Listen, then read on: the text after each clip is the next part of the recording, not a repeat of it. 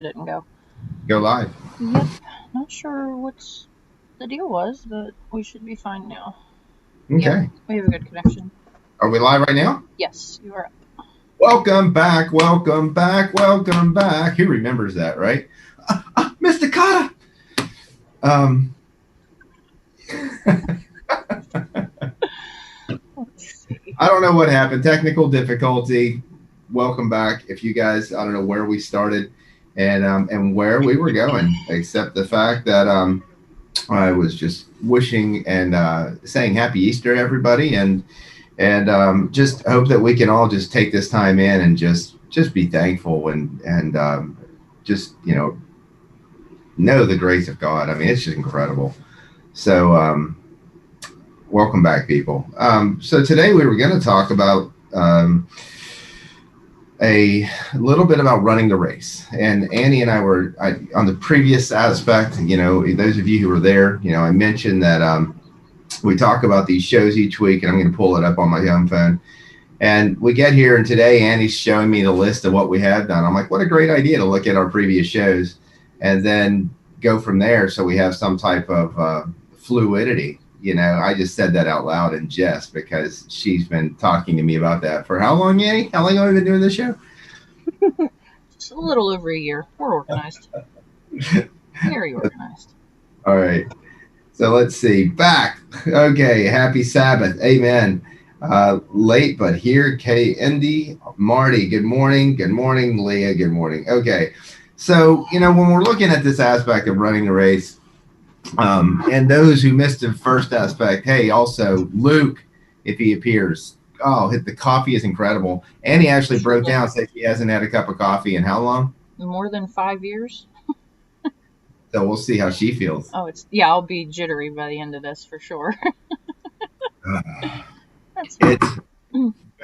We received, I should show a bag of it, but we received the coffee from Luke, and it's just incredible. It's delicious. I have an espresso. I'm trying to figure out the right way to press it and an Italian press, but it comes out and it's delicious. Thank you. So, last week we talked. Here we go. See, look at that, beans. And he grows these on his own farm. Isn't that awesome? And so medium roast, 200 grams. I love the bag itself, right? I think we could turn around and have an auction or something for the bags. As collectors, wouldn't that look good to put something like that on your wall and post them up and make some type of decoration for your coffee area? I'm getting some ideas here. You see how my brain works, people? What can I do? And but Annie and I were talking about how to just continue on, because we've talked about a lot of things, comforts and freedoms, and these comforts, these things that we do because we just fall back to a comfort level with it because we've always responded that way, and it's become something routine to us that we can find security in, even if it's in an unhealthy pattern, right? How many of us do that? You do something that brings you comfort because you feel like you're escaping something that we haven't been able to deal with. But yet, if you can, we talked about breaking that comfort for respecting and loving yourself through that to get the freedoms that go along with that aspect of, not being stuck in a pattern that's bad. And so the other thing, is that change. We talked about change and belief and the aspects of, if you're the placebo effect and all the magical potential that the brain plays a role with how you handle not only your stress, but just the ability to see repair and know that it's going to happen through belief and just experience that. It's belief is magical because it's like the woman who just said, hey, if I can just touch his cloak, and God and Christ is like, who touched me? And the disciples are like, everybody, dude. I mean, look, you see this crowd? He's like, no, I felt the power leave from me. And she stood up, said, it was me. And he said, leave, you've been healed because of your faith. She believed it. She knew if I could just touch the living God, I'd be healed. Well, what can that belief do for you? What do you believe about your day? Do you believe you're going to have a good day? Do you believe you're going to be dealing with more crap? Do you believe that that oh my God, it's beautiful outside? Do you believe that you're going to find joys in the day that say, I hope to experience, an incredible time with my family or my friends, or just have something where I help somebody at work that just brings joy because I feel that, we're sharing in the love that we were meant to share in. Crazy stuff, right? So what about running the race? Do you feel like you're in a race?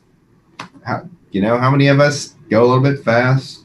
How many of us feel like you got to get there quicker?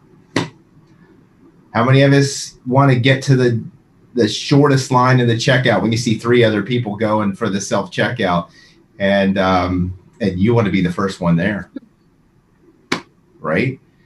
Like, get me out of here, go, go, go. Can you imagine what my Saturday mornings are like with Annie when she gets here, that we have to, Doc, what are we going to do? I've learned just relax. Don't get fired up about it. It's going to be all right. It's funny. It's funny. A lot of times I bring this upon myself in regards to the things that happen. And we just got to slow down and breathe, people. How do you get through a race? How many of you are runners? I used to run in West Virginia University when I was in college, and oh my God, 8th Street, going up. I mean, it's like a mile long incline at about 60 degrees. And what a mountain to run up. I just remember just looking down at the ground and just not even trying to look at how much more I still had to go, and so I remember running things like that. But the only way you could get through it is determination, right? I'm gonna do this. What's the best way? What's the best plan to get up this hill? So since that time, I learned about the chi of running. It's this aspect of when you're running and you can change your patterns so that you're using different muscle groups so that you don't exhaust the same pattern. And so when you're running uphill, sometimes you'll run sideways for 10 steps and then turn the other way and run sideways for 10 steps, then bring it back into the middle, or, and just trying to learn to use different muscle groups to exchange it around so you don't exhaust the one while you're going up a hill like that. But for the whole time, what do you need? You need to breathe. Right? So breath is so key, people. It is so key. And Annie will swear by Wim Hof every single day, and learning the breathing techniques that can alkalize the body by increasing relative oxygen concentrations. Every time Doc says anything to me about, oh, this is going on, I'm like, get an ice bath. It'll fix it. It's the cure-all, I'm telling you. One day, Doc, you're getting in. Oh, I will. But no, I'm not getting in 28-degree weather. No. That's not happening. It was 21 this morning when I left my house. Where is spring? Tolerate it. Oh, really? Yeah. Where is spring? It starts tomorrow. It starts after Easter. So let's see what we got here. Hold on. Happy Resurrection. Amen. Carolyn Worsom. Do I look tired today? Thank you for concern. You know what? Sometimes I just don't want to get out of bed, and sometimes I'm ready to just pop up, and it's usually making that choice. And do I always get enough sleep? No. And I do that to myself. So, but yes, thank you for the concern. Carolyn sent an email that making sure that I was getting enough sleep. Yes, I believe and receive, or doubt and do without. Amen. Luke, made, still doing numbers. Good. Lee, I've been doing the breathing exercise where you breathe in, hold it and exhale completely. Yep. Using the diaphragm, it's really helping me to relax, focus, and get to sleep a lot quicker. Okay. Breath. Exactly. So I would just tell you, I talked about it a couple of weeks ago. I said, okay, put your hand on your belly, right? Take a deep breath in. Just let it out. And when you put your hand on your belly, when you take that deep breath, your diaphragm, as it comes down, your belly should come out. Yeah, it looks good to have that rock hard abs, hey dude, hit me in the gut, right? But when you're trying to breathe, you don't want to concentrate tension in your stomach. You want to relax that abdomen and let that diaphragm come down and fill up your lungs completely. I just let it out. And so, when we're talking about this aspect of running the race, getting breath, and being able to breathe through everything. And sometimes when you're talking the mental races that we run, taking a breath and just feeling yourself for that split second. Ideal 3 breaths, people. 3 breaths. Slow down. Feel where you are. Reconnect. Think about what you're creating in your mind. The scenarios that run on, or whatever it may be. Bring yourself back to yourself. And then you'll go into it with a better perspective. Look at the whole picture. And it's hard. This world is go, go, go. We got to keep up. We got to run. We got to get there. We want to be the first. Slow and steady wins the race, people. And when you're talking about running your numbers and restorative health, it's not an aspect of, okay, I've got to get those numbers just right, and I'm going to do everything, and I'm going to drive myself crazy, and I'm going to drink that water on that 30-minute dot, and yeah, I mean, the more you put into it, the quicker you'll see the number changes. And yes, you need to learn routine and consistency when you're running these numbers, or how you're trying to do the diet. But when you're talking about remineralization and the whole process, when we're looking at restorative health and the number of years it took you to get to where you were, you don't turn around and come out blaring and then crash, because you're going to detox. You're going to detox. And that detox is not immediate. You'll have little ones, but you'll go into a detox pattern. And it usually happens in about, 2 to 3 months at least. And so you start seeing that energy efficiency on the front half of that equation starts honing in to the A range. Need a drink. And as that energy efficiency, hold on. And as that energy efficiency, I got something right there. So as you start honing in on that 1.5 to 2 and the 6.3 to 6.6 on those pHs, then your conductivity starts coming down, because it doesn't come down immediately, people. Getting down to that 1 to 5 is probably one of the harder things to do after you get sugar regulation and pH. Getting that 1 to 5 and getting that salt out is probably one of the hardest things, because as your body starts to become more efficient and you start to increase metabolic activity, things start breaking down and waste comes out. So you start seeing those 1+, 2+ on your cell debris. You start seeing those nitrates go into the healing range, 10 to 12 over 5 to 7. What does that mean? I've got a powerful amount of nitrates, and I've got a lot of nitrates to make and build healthy cells, and I'm controlling the nitrates on the bottom half so that they're not overgrowing. Initially, when you start detoxing, that ammonia nitrate, that lower number on the nitrates will kick up. It'll be 9, 10 initially, and then it'll start coming down. And you'll know, okay, when that happens, you support that detox. Get in that sauna. Do those ionic foot baths. What's up, Annie? Oh, we've got numbers coming. Isn't that nice? I love this service. It's right in here. So, where am I? So we've been taking things in a lot of areas today, start by belief again, and right now being Easter, believe upon Christ and accept and run the race with him, because he takes the burdens, people. He really does. And don't know how we could do it without him. So then we talked about the aspect of what you're doing in your own mind. What do you believe about your health? And then we talked about, those habits. And we talked about choices that we're making to, consistently make good habits, which is hard. And I would tell you, one of the best things that I've ever found is sticky notes, and to put sticky notes up about yourself. Hey, you look good. Today's a good day.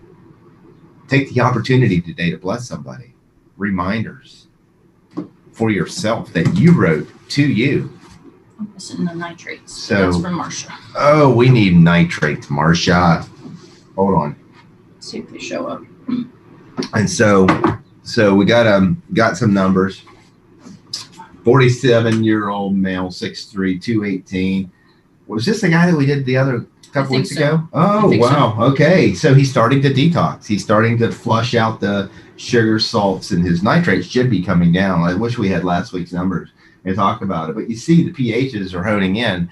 And as you're trying to dump all this crud, you'll have high nitrates, the high salts, you still got too much sugar, you can't process things. The saliva pH gets sluggish. Like, hey, I got a lot of crap down here, literally. And so it slows down. And so you'll see that number go up. You don't want it to get above 6.8. And then you're starting to really get sluggish. And when you get in the 7s, you're dealing with parasites. And then the other number, the urine pH, which is the overall metabolism, comes down. I've got acid waste, dude. And so you're trying to get rid of that. Let's speed it up. Let's get it out of here.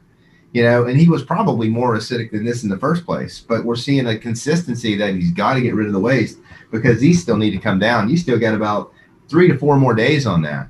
And then the nitrates, did she ever post the nitrates? She doesn't have them. Okay. So nitrates, typically during this period, that's when we're talking about seeing let me see that pen. We'll see something like,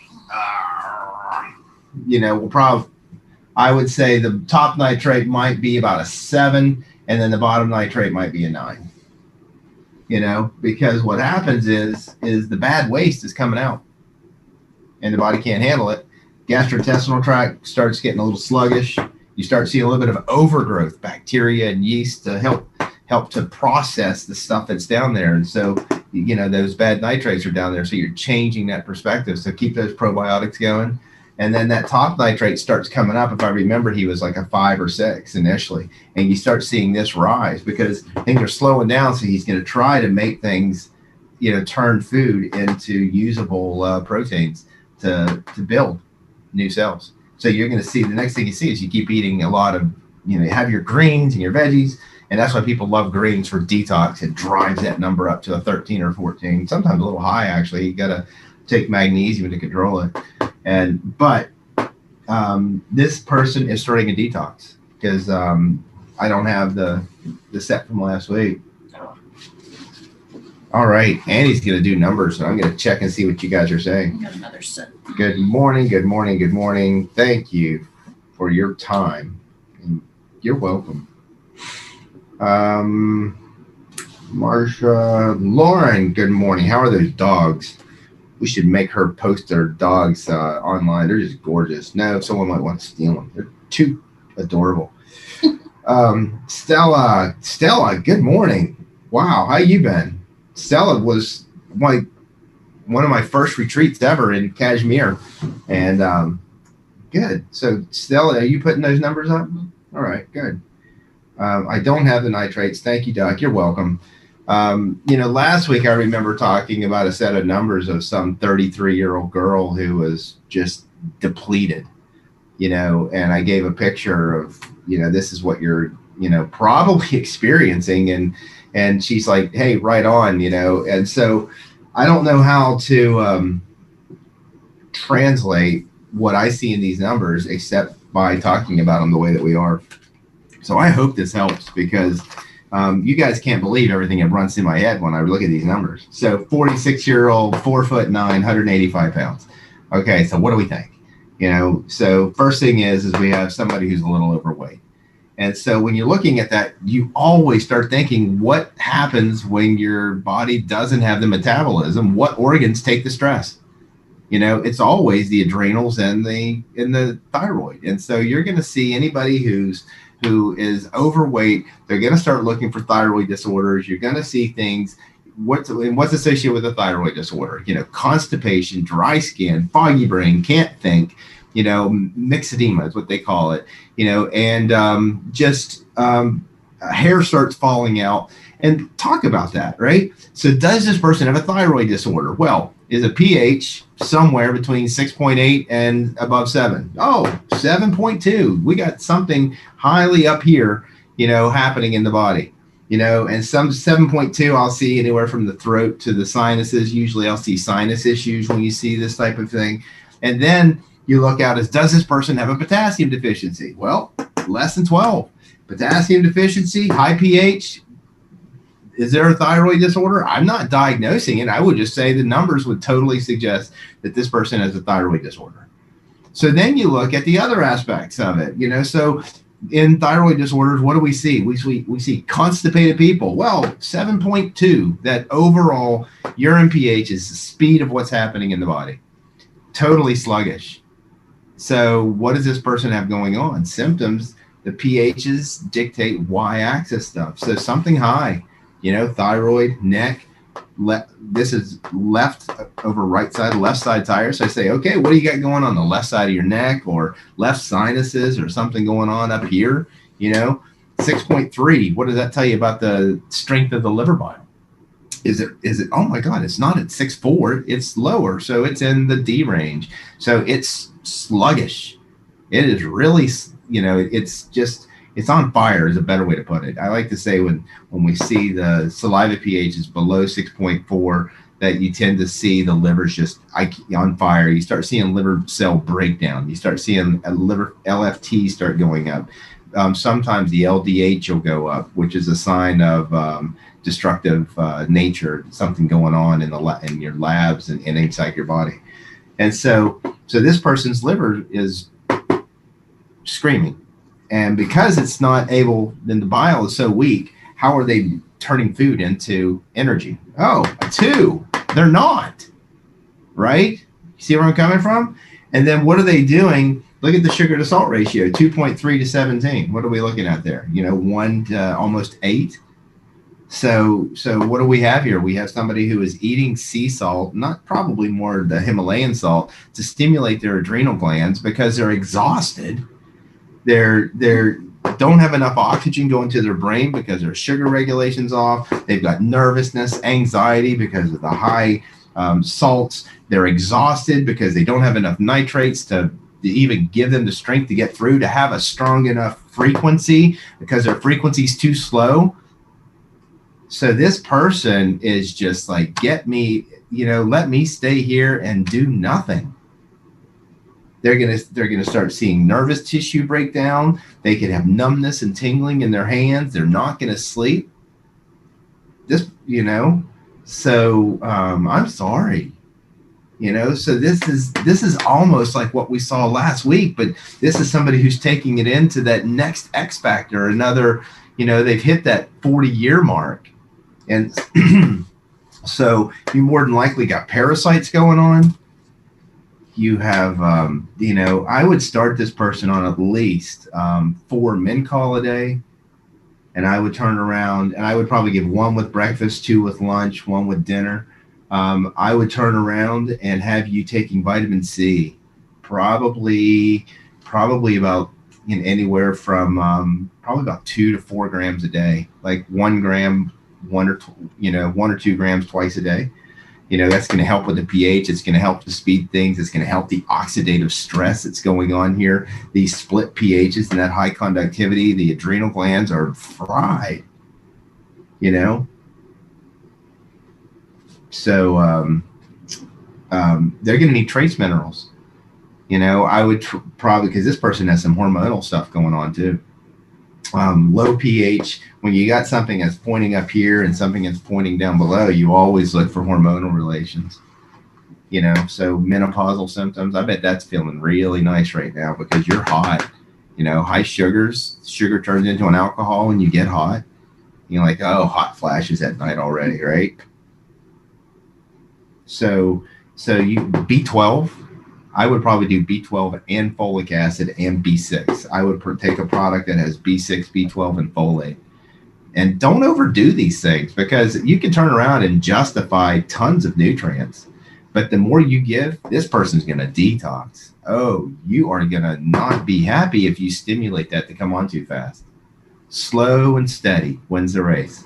So Minkall, I would probably give Trimin because of the selenium to support the thyroid, the zinc to support the digestive juices, the manganese to help the hormonal imbalance. So I probably give at that weight, I probably give 2 Trimin twice a day.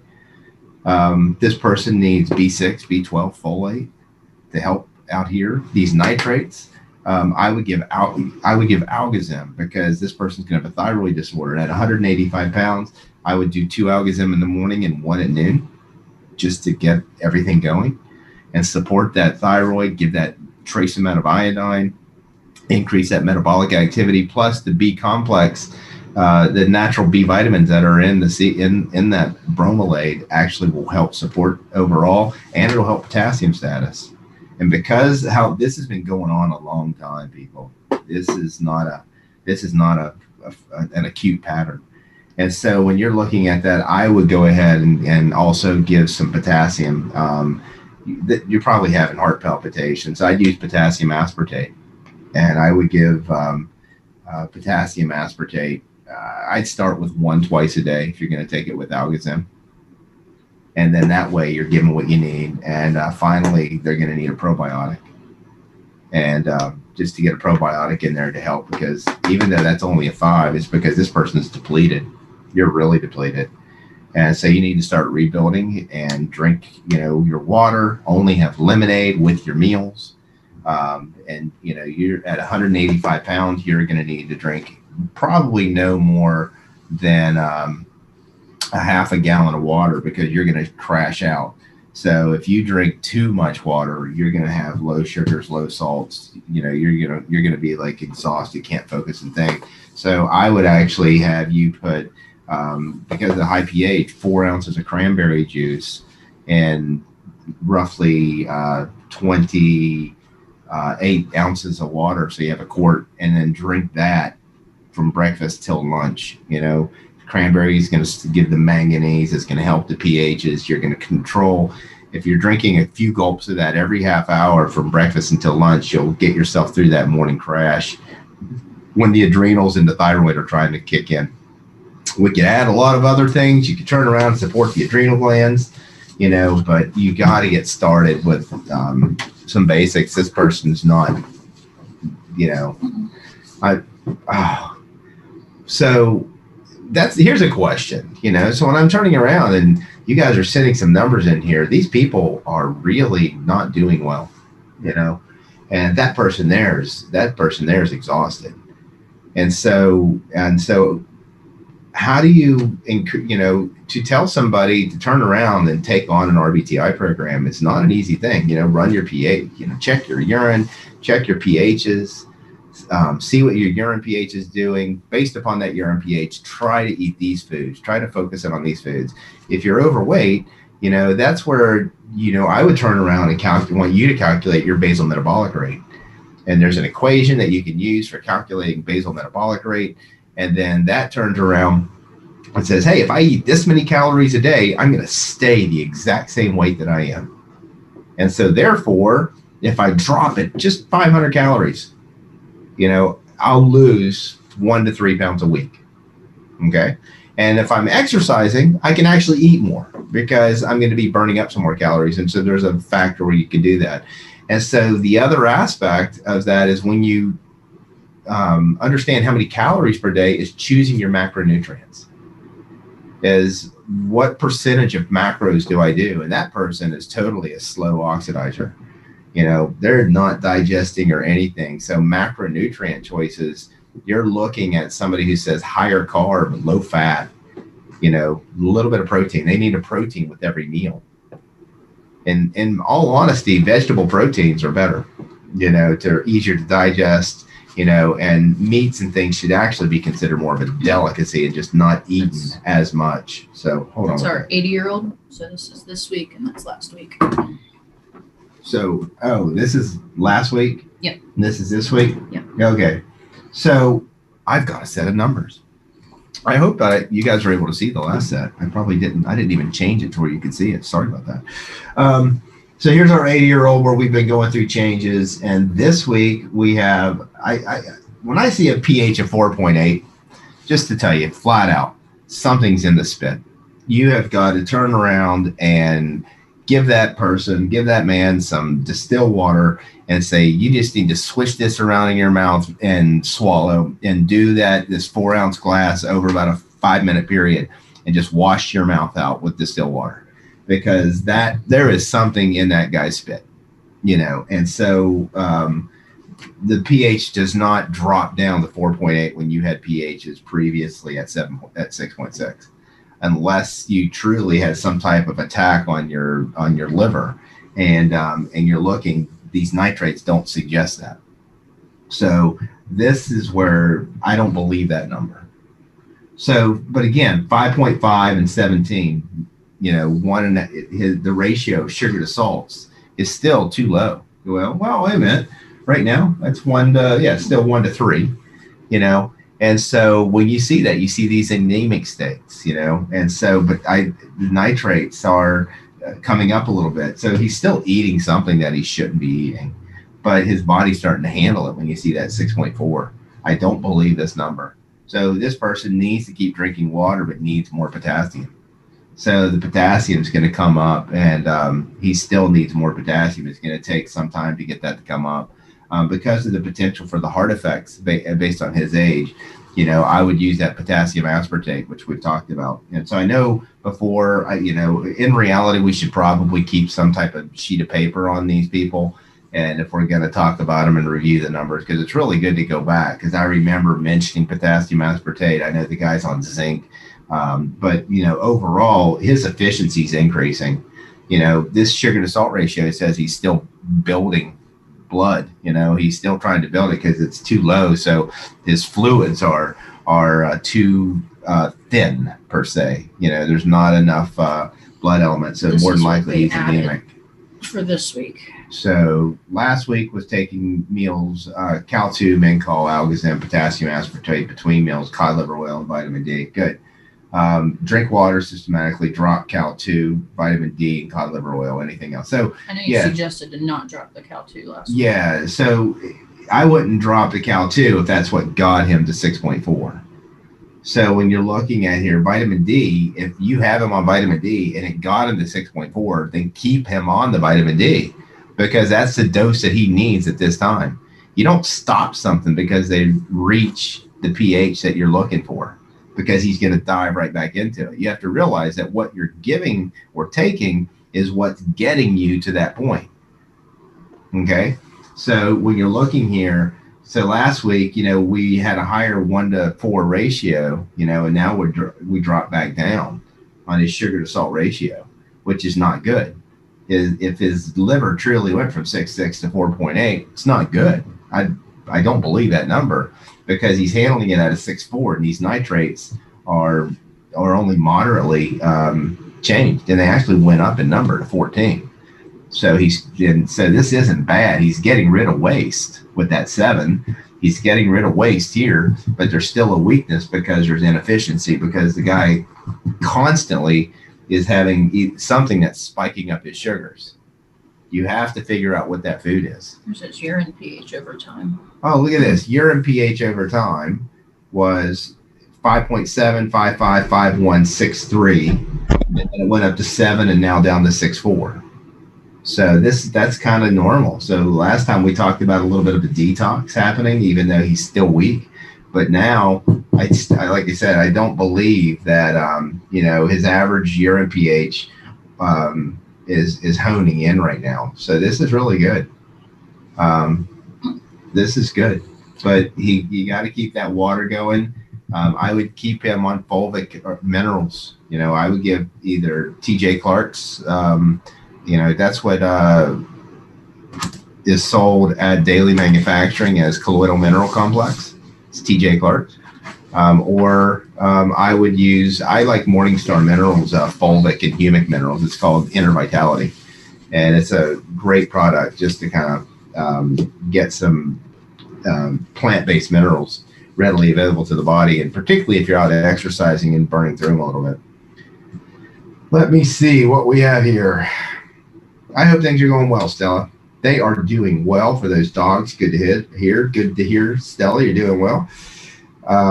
She just got diagnosed with asthma. Yeah, well, all that upward energy, sinus problems, digestive problems, So whenever you have digestive problems, because she's going to, not be digesting as well as she ought to.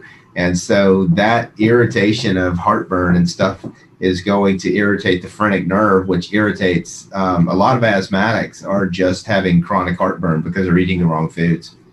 So, you start with blood type diet, some of the support we did, she'll definitely respond. Sue, how do no-nos affect the numbers, and for how long do different no-nos have different effects on the numbers? See, I hate the term no-nos. I'm not a legalist. No, you can't eat that. Don't eat it at all. I don't believe in that. I believe, if you eat it, you can experience the consequences of that. And then you can learn what that consequence is and decide whether you want to do it again or not. So I'm not a legalist per se. And although I am a constitutionalist, if you want to talk about that. Careful. Exactly. We're gonna get so off. The no-nos show that food allergy pattern, and I've done that food allergy pattern 1,000 times on this show. So we'll go back and we'll mention that, but looks like I am getting thrown more numbers. What are you guys doing? Are you just sending numbers? Are you personally sending them to Annie? Lucas. Okay. 78-year-old. Oh, and this is from Luke a few weeks ago, right? 220 pound, 1.7 meter. What was that? Like 5'6" or something? 5'7", yeah. 5'7". So again, overweight. You're thinking thyroid. Are they less than 12? Yes, they're less than 12. And so they're going down though. So this person, again, if that 6.4 is honing in and that 5.1 going from 6.05, this is either something. Always check to see if there's something in the mouth, in the spit. So again, just over a 1-to-3 ratio. You see the large amount of cell debris, the massive amount of stress that's coming out on those kidneys to process what's going on. And so, but there's not enough. There's too weakness because of there's not enough magnetism with those low nitrates at 3/7. So you're looking here. This person seriously has a potassium issue. They have this 1-to-3 ratio. You got to drink the water. You need to do some trace minerals. Whatever you're taking mineral wise, if you're honing in at 6.4, that means you're trying to eat right. Your body will adjust, but you have to drink the water to flush this out, and you need more potassium. So when I see that, I don't know how many potassium. Again, I'd give potassium aspartate to this person because of the age. But I would take more potassium. I would, whether at 220 pounds, you could easily take, 4 or 6, potassium a day and watch your nitrates. And when they get up to 19, or if you have any signs of heart palpitations, you'll feel it go down. Don't stop it. Oh my God, I got a heart palpitation. Stop the potassium. You'll crash. You'll totally crash. This concept of I get my numbers where they need to be, and so I stop taking everything, throw it out. If you're hearing that from any teacher, throw it out. It doesn't work that way. You don't just give the body what it needs, and once it shows, hey, I'm working, I'm going to take it away. Seriously, think about it in that context. Now you know what it feels like to feel good? Ha ha. Gonna take it away. Right? Are you crazy? Keep eating that way, maintain it, and the numbers will start swinging the opposite direction when you don't need it. And then you start decreasing. You're fixing something where you've had depletions for years upon years upon years. And you can't just turn around and stop taking it after 6 months because you feel great and be like, oh, I'm fixed. So I'm going to stop all these minerals, but I'm going to take my ginseng and I'm going to take my astragalus and I'm going to take, and use my essential oils to stimulate my digestion and, but I'm not going to take any minerals because I feel good. Think about why. And think about how long it took for you to get to there, and then you just want to take it. Don't do that. So this person here, this is hard because that liver's so stressed. I would be giving at least 5 milligrams of B12 a day. I would give a little bit of folic acid because this person's liver is screaming. I would give some Algazim to this person at 220 pounds. I'd start with 3, 2 in the morning, 1 with lunch. The mineral blends, I give an ounce of trace minerals and whatever calciums or how you're eating, you're doing well. So you got to watch what you need to maintain that, because if you were at 5.2, the Cal2, some people use Cal2, some people just more vitamin D, so if you went up to like 10,000 units of vitamin D and it put you there, stay there. You're utilizing things better. But when I see a pH go to 5.1, we've talked about eating protein in the evening. We have seen that a little bit of protein, a little bit of fish or something like that in the evening has been able to raise the saliva pH. That's something that's been discussed in the RBTI world for a long time. Like, how do I get my saliva pH to go up? Well, we did read about, B12 and Dr. Reams mentioning that. And so Badeau's like, oh, go up to 20 milligrams of B12. Push that pill. I don't believe that. So I believe you give the body what it needs and you find out, we start observing these patterns that if you eat a little bit of protein in the evening, it slows down the digestion. And that's why we tell people not to eat it sometimes in the evening. We say, you should have your lightest meal in the evening. Don't eat a lot of protein, but because it slows down the digestive tract. And it's but a little bit of, we were finding that salmon was reported that it would increase that saliva pH. And I have seen that with other people. Have a little protein, they come in and their saliva pH starts normalizing. Because once the body gets it to that point and it starts grabbing those nutrients and they become more efficient, it's a perpetually improving system. It's like, I like this. This is good. This is homeostatic. We're changing this environment. We're going the right way, baby. Yeah, right? The body wants to be healthy. Homeostasis says it's doing everything it can every moment of every day to take what you got and make the most of it.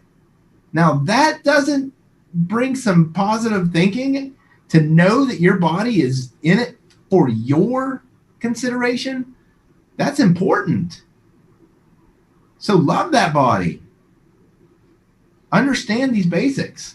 It's amazing what's happening with that. So this person, again, more potassium. Drink the water, and you got to drink the water. Your kidneys are stressing.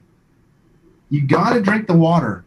And as that salt goes down, I hate to tell you to take sea salt, but I'm going to tell you to have sea salt if you don't get some trace minerals in you, because things are anemic in that regard.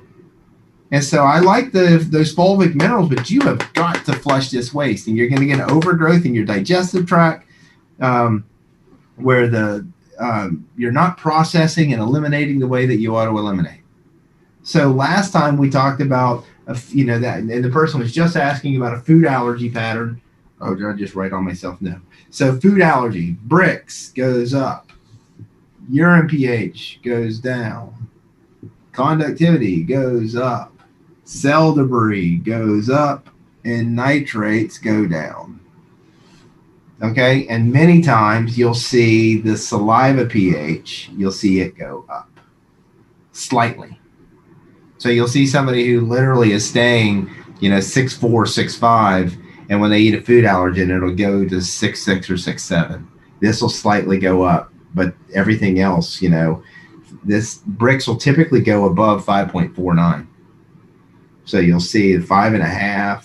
This goes down, that goes up with the bricks. But this person, anemic, they're not doing things.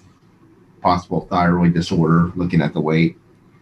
So so you need to drink water. And you consistently, and more potassium aspartate, because you're gonna need to support that body. Let me see what we got going on here.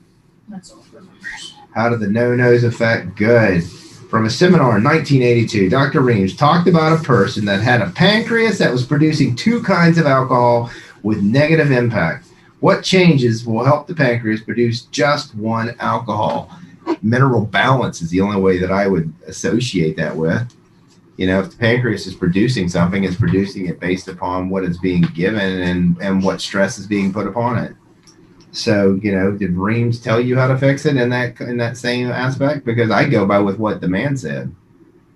I would look at the numbers, and if I saw that the pancreas was stressed, I would support it. And I do. Occasionally I give pure pancreatic glandulars to people who just have chronic aspects of stress on their, bad sugars. And those are the people who are working on diabetes. Feed the pancreas, give it pancreatic glandular, and otherwise greens help with that. You improve the capacity in lemons. You give the what is needed to make the enzymes that it's going to produce with the liver. So that lemon after your meals at a minimum. Lemon is essential, people. I put up a poster a few weeks ago on how lemons, as part of a restorative program, you have to have that anionic energy. You need those amino acids to build healthy bile. It's food-based. It's really not an option if you want to see restorative health. It's got to be in there. Pain in the butt. Oh, who likes juicing lemons every day? I don't. I got myself a nice little juicer, turns it around, put it down, it spins it, rinse it off with water. How efficient can I make this? Is it a process that I enjoy doing? No. Thank God I've got the most incredible office assistant you could ever imagine. If you guys have ever been here and if you went to a retreat and Chris, she's an angel. So when I have lemons here, I walk out and my lemon is made for me sometimes, many times, probably more often than I'm doing it myself. She is an angel. I so appreciate that. I probably should tell her, and I hope she's watching today's show. So, but it is so needed. You have got to stimulate that liver and that pancreas because that liver is your nuclear generator in your body. So hold on one second. Good to the last drop, right? And so we turn around and I'm going to go back and just see what you guys are saying here. Luke, found him munching. Very likely he only swirled once. Heck yeah. Running out of Cal-2, so only on cod liver oil. You better make sure you're eating foods because cod liver oil is, you're getting that vitamin A. You're getting those oils that he does need, those healthy oils. And you're getting vitamin D in that too, to some degree. But you got to find if you run out of Cal-2, go to the store and buy some Tums. If you have to have a form of calcium that is going to maintain that pH. You cannot, when you get somebody to 6.4, you can't just stop them because it shocks the system. But the body's trying to maintain a higher level of efficiency and you're feeding it. Let me feed the fire, right?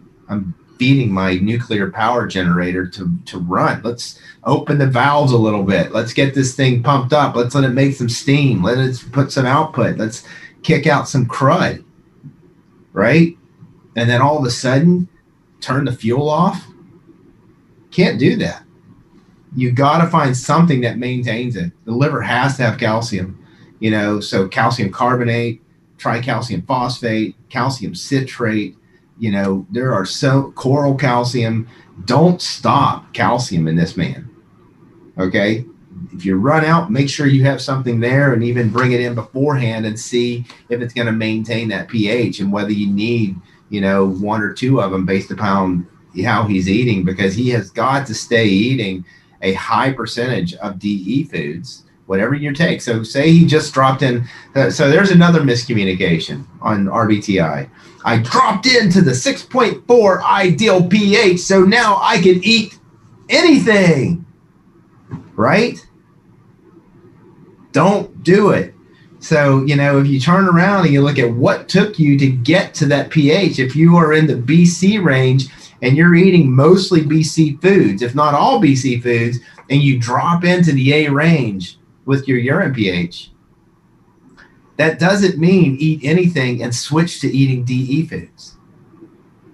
Because now I'm going to give my source of calcium, my body a source of calcium that's going to throw my pH the total opposite direction when I was just trying to get out of. And that's where my body was liking to be. And it'd probably been there for a very long time. So you don't just switch. And what you will find is most people, while they're eating BC foods, they're still eating some DE foods.